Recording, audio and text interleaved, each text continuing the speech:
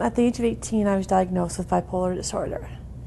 The major thing that I faced with that was that I was put on a bunch of different medications and each med did not work. So I decided I didn't need the medication anymore. And it wasn't until I went to Durham College that I got connected with a mental health worker. Once I was connected with a mental health worker, within a year of me working with her, I had one of my episodes, so one of my manic and then I went depressed episodes, and I was taken to crisis at the hospital. And I've been working with a psychiatrist since then and been put on medication again to deal with the different symptoms that show up and stuff. At the same time that all this was happening, I was also working at a farm that I now volunteer with. Within about 2 years of me being put on my meds and getting myself all together and everything, I was approached by my mental health worker because she had received a flyer from Tammy. And she asked me if I would be interested in speaking with Tammy.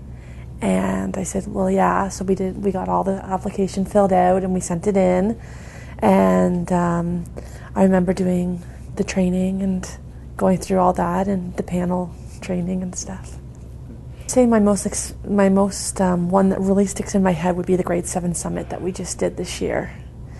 The reason why is the kids were amazing that day.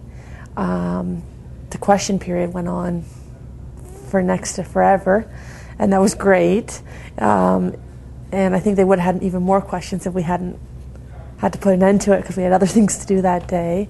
But I think that was the major thing, was that really sticks in my head. And I have one other experience where I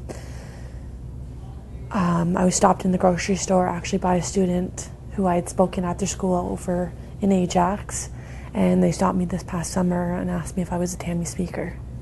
And that kind of stuck to the back. That's nice. I think talking about mental illness really opens the doors for people who are suffering from it, who do need help. So I think that talking about it will open the doors for those who need it, and then it won't be so the doors won't be so closed. So for anyone who needs it in the future, and also it's something that needs to be talked about within the community, and it needs to be something that's brought out and not hidden behind closed doors anymore.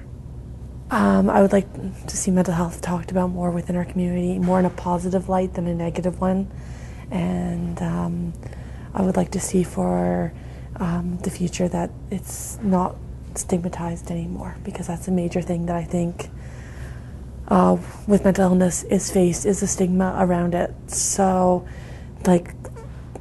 trying to make sure that people are not stigmatizing and using it in a bad light.